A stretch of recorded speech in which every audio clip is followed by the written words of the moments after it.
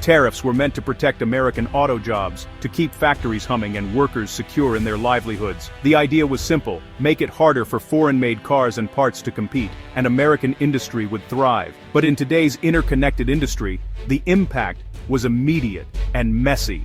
The auto sector is no longer confined by borders. Factories, suppliers, and workers are linked across countries, forming a complex web of cooperation. When the U.S. imposed steep tariffs on vehicles and parts from Canada and Mexico, companies like General Motors and Stellantis quickly felt the pain, idling plants, cutting shifts, and putting real families at risk.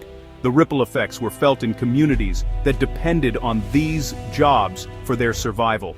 The tariffs, intended as a shield, became a weapon, disrupting decades of cross-border cooperation and trust. Suddenly, neighbors became competitors, and uncertainty spread through the industry. The pain didn't stop at the border. Auto parts often cross between the US and Canada multiple times before a car is finished, each crossing adding new costs and delays. Suddenly, American-built cars became more expensive to produce, and supply chains were thrown into chaos. Delays mounted, costs soared, and uncertainty clouded the future of thousands of workers. The policy ignored the reality. North American manufacturing is deeply intertwined, with each country relying on the other to stay competitive on the world stage. U.S. Commerce Secretary Howard Lutnick declared, "We do not want cars made in Canada," setting a confrontational tone and sending shockwaves through the industry.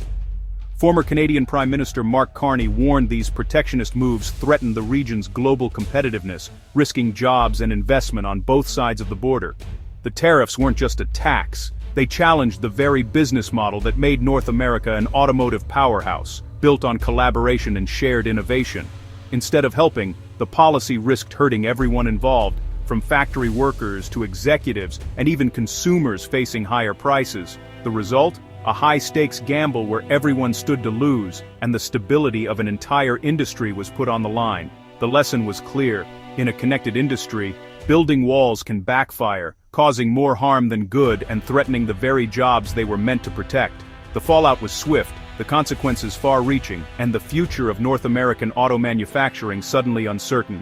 The US-Canada tension is just one front in a global trade war reshaping the auto industry. In late 2025, China restricted exports of rare earth elements, vital for electric vehicle batteries, putting the future of transportation at risk. The US responded with threats of massive tariffs on Chinese automotive goods, sending shockwaves through global markets. Automakers worldwide face shortages and soaring costs, threatening EV production and making electric cars less affordable. The dream of a smooth transition to EVs collided with geopolitical reality. Over-reliance on China for key materials exposed a critical vulnerability.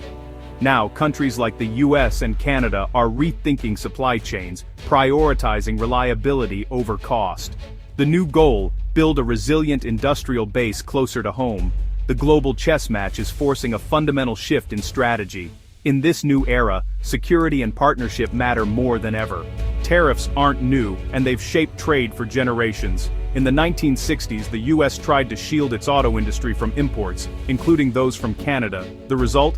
Canada's smaller auto sector was threatened, but instead of retaliating, Canada chose negotiation and dialogue. They proposed tearing down trade barriers, not building them higher.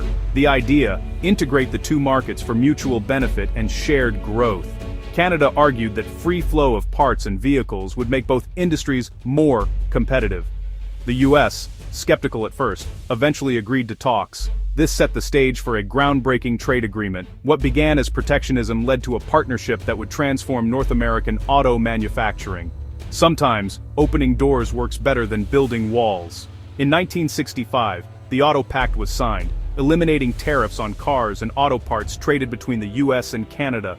This groundbreaking agreement created a single, unified market for automobiles across the border, allowing vehicles and components to move freely for the first time. It was a bold step that would forever change the relationship between the two countries' auto industries. But the real genius was in the details. US automakers weren't just given free rein. They had to match Canadian production to sales, and a certain percentage of every car had to be made with Canadian parts and labor. This meant real jobs and real investment north of the border. These requirements ensured Canada became a true partner in the industry, not just a convenient marketplace for American cars. Canadian workers and businesses were now essential to the entire North American supply chain. The impact was immediate and dramatic. American companies poured billions of dollars into building and expanding Canadian factories, fueling a wave of new construction and opportunity. Specialization and economies of scale made both countries' auto industries more efficient and profitable than ever before, as plants focused on what they did best and shared the results. Canada's auto sector exploded, with production soaring by an incredible 400% in just a few years. New jobs were created, and Canadian-made cars began rolling off the lines in record numbers. What started as a protectionist move to save jobs ended up deeply integrating the two economies, making them more interdependent than ever before.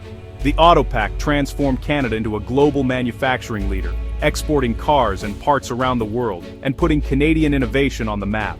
Instead of isolating the U.S. industry, tariffs and trade rules led to a partnership that brought prosperity and growth to both sides of the border. The lesson is clear: collaboration and smart policy can turn rivals into allies and competition into shared success. The North American auto industry was never the same, and its legacy of partnership continues to shape the continent's economy today. Today, the US and Canadian auto industries are so deeply intertwined, the idea of a purely American or Canadian car is more myth than reality. Every vehicle rolling off the line is a product of cross-border teamwork, innovation, and shared expertise. A car assembled in Canada is packed with US parts, engines from Ohio, electronics from Michigan, transmissions from Indiana, and the reverse is true as well. American cars often rely on Canadian-made components, from steel frames to advanced safety systems. In 2024, the U.S. exported nearly $30 billion in auto parts to Canada and imported $19.5 billion in return. Every day, thousands of trucks cross the border, carrying parts that will be assembled, tested, and shipped back again. This two-way flow supports hundreds of thousands of jobs on both sides of the border, from factory workers and engineers to truck drivers and suppliers. Canada is also the largest foreign market for finished American vehicles, buying more US-made cars than any other country in the world. Trying to separate these markets would grind the whole system to a halt, causing delays, shortages, and lost jobs on both sides. Integration is the engine of North American competitiveness, driving innovation and efficiency in a way no single country could achieve alone. By specializing and trading freely, automakers build better, more affordable cars, giving consumers more choices and value for their money. The big three, GM, Ford, Stellantis, rely on this partnership to compete globally, leveraging North America's combined strengths to stay ahead in a fast-changing industry. It's not US versus Canada, it's Team North America, working together to drive progress and prosperity. Disrupting this system weakens everyone, threatening jobs, innovation, and the future of the industry. The real strength comes from working together, building cars, and a future side by side. When tariffs returned, the impact was immediate. Factories idled, jobs vanished, and entire communities were left shaken and uncertain about their future. The finely tuned supply chain, built over decades of careful planning, was suddenly thrown into chaos and confusion. Parts that once crossed the border seamlessly now faced frustrating delays and extra costs at every turn. For an industry built on just-in-time delivery, these disruptions were nothing short of disastrous. Companies hesitated to invest, fearing sudden and unpredictable policy changes. Uncertainty chilled growth and stifled innovation across the sector. Ironically, the tariffs hurt the very workers they were supposed to protect most. A less efficient North American auto industry is simply less competitive on the global stage. The lesson is clear: harming your neighbor means ultimately harming yourself. In a connected system, pain on one side is always felt on the other. Building walls only weakens the foundation for everyone involved. Facing US protectionism, Canada didn't just survive, it pivoted to the future: electric vehicles. Instead of clinging to the past, Canada aimed to lead the entire EV ecosystem, from mining to manufacturing. Since 2022, over $30 billion has poured into Canadian EV and battery projects. Global giants like Stellantis, Volkswagen, and Honda are building gigafactories and retooling plants. Government incentives played a key role helping Canada compete for these transformative investments. The result: tens of thousands of high-tech jobs and a secure, local supply chain for North America. Canada's mineral wealth, lithium, nickel, cobalt, makes it indispensable for EV batteries. By building the full EV supply chain, Canada is a strategic partner for the US.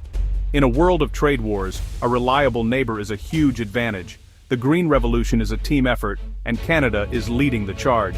The history of the US and Canadian auto industries proves that building economic walls backfires. The 1960s tariffs led to the Auto Pact and a manufacturing boom. Recent tariffs caused disruption and job losses. The real power lies in cooperation. Tearing down barriers made both countries stronger and more competitive. This partnership supports a vast network of jobs and innovation.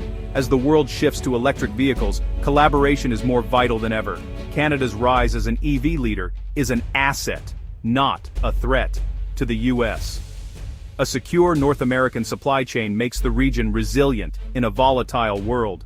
The border isn't a dividing line, it's a seam connecting partners. Prosperity comes from working together, not apart. The future belongs to Team North America.